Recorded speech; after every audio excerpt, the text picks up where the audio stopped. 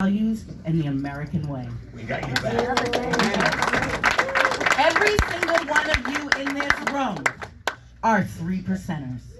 And you guys should understand. Look at what we've done. Look at us. Baker up there telling us that we can't congregate. Well, look at us.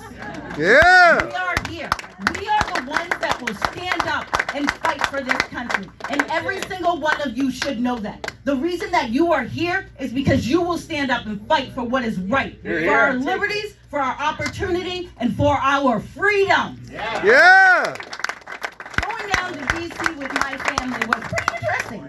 You know, Yes, teaching at home now. I'm homeschooling my kids. They are not in the Massachusetts public school system because I know exactly how corrupt that system is and what they are doing to our children. So my children are homeschooled, and we figured, absolutely, we are going to a peaceful protest. Actually, not even a protest. It was a rally. So let's get it right. It's a peaceful rally. A million MAGA march with a million hard-working 3%ers, American-loving patriots. Yeah. I brought my children down there. Thought it was going to be amazing. We were going to have time to go and see everything, and it was. It was beautiful. It was so great. We had people helping us. I had my stroller, my son, and my 2 daughters, and people were helping us get up the stairs.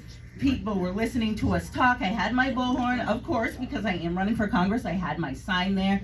It was amazing. We met so many incredible people.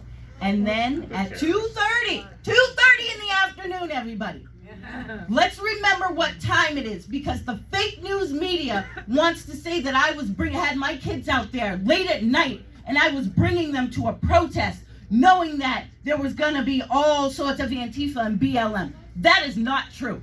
We left early with the other people with their children and the people in wheelchairs at 2:30 in the afternoon. They funneled us back down the same way, BLM Boulevard. Yep. I'm pretty sure I'm black. They start yelling all sorts of obscenities at my children, at me, at my husband. My husband is Irish Catholic. And he kicked ass. He did! He was very proud of that, too. You know, he is a 3rd generation, straight off the boat. His grandfather and his father all served this country and know what it was like when it was Irish need not apply. That's right. So they fought hard. And he was going to make sure that he was going to protect his family no matter what. Yes. And that's exactly what he did. That's right. That woman tried to grab my stroller with my child in it. Yeah. And then tried to push me with my other child in front of me. And my children see this mob of Biden supporters, of adults wearing masks, wearing BLM shirts, screaming racial obscenities, screaming all sorts of vulgarities towards their mother, towards them, and running at them. My daughter was so horrified. And thank God my husband was there, and thank God that we are strong and we have God in our lives. Yeah. Because he gave me the strength to keep my hand off that gun that I had right there in my leg. He sure did. I was so ready. And my daughters, you know, it was a little difficult the first week after we got home. My oldest, who's only 10 years old, a 10-year-old, an 8-year-old, and a 3-year-old. My 10-year-old was walking around with a shoe in her coat. And I was like, what are you going to do with the shoe? I'm going to get them. They come at me, I'm going to get them. I was like, Like a bug. yes, Yeah. everybody thought that was great. And my other one, she was practicing her boxing moves. But that's not what they should have been thinking. You know, they should have been like, going to Washington was a great experience. This was so much fun. Look at how much love there was, because there was a lot of love. But they saw the devil live in person, and they now, anytime they see a Biden flag, anytime they see a Biden supporter, they don't like them. Yeah. And that is a terrible way that my children should feel about other people. They don't know them at all, but because they attack children and they were screaming at them, they now look at them as the evil devils of the world, and they are God's angels, and they want to get rid of them. Can't blame them. You can't blame them. So what we're doing right now, I have a radio show out in Nashua. So I'm up in New Hampshire, and I have every Thursday. It's great. I'm on WSMN, and I am on from 9 to 10 a.m. And starting January, I'm probably going to get a 2-hour slot. So I'm trying to get a lot. What we need to do is we need to get on these platforms. We need to get on the radio. We need to get on the TV. We need to start absorbing everything that they have, take it over, and get our voices out. Making sure that people hear us, that they can believe in us, that they know that they have a choice and they have a voice, somebody that is out there fighting for them.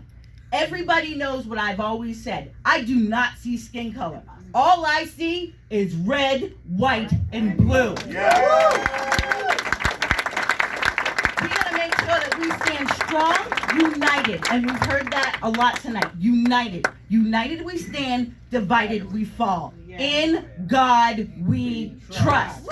Make sure that you hold that to your heart, and make sure that you hold your Republican candidates that are out there responsible, and make sure that they know that you have their back, but they've got to show, and they've got to lead by example. And leading by example means standing up, going to these rallies, making sure your voice is heard, and not backing down. Do not live in fear. Fear is in the eye of the beholder. I am not afraid. The only thing I fear is God. And God right now is giving me the strength to fight every single day for every single one of you. Amen. And I will do it. We gotta make sure. And there is a lot, and we've heard about the rhinos, and there is a lot of rhinos. I've had one in particular Let's go. who has, he's a state committee man. His job is to help Republicans get elected, not to sabotage them, not to go to the news and try to hurt them. He loves stuff. He does do. He loves that. That is not what we need, and we need people to run against him. Brock Cudero, or I call him Brenda. Or we call him Bridget or Brittany. You know, he's one of those. Whoa. Yeah. Whoa. All right. Whoa. I know. My time's got to go. But we got to make sure that we fight up against those, and that we get people that are going to be running. I'm going to be running. I have about 75 candidates that want to run for congressional seats or in Massachusetts and New Hampshire, and also state and local level seats. So we do have state also that we need to really get. And going to New Hampshire, sing, talked about, because they know how to do it. And we need to take pages off of New Hampshire's book and to make sure that we are sticking together and we are fighting, and we are not going to allow anybody to shut our voices out and to keep us down. Stand up. We have the power. It lies in our hands. There you go. There you go.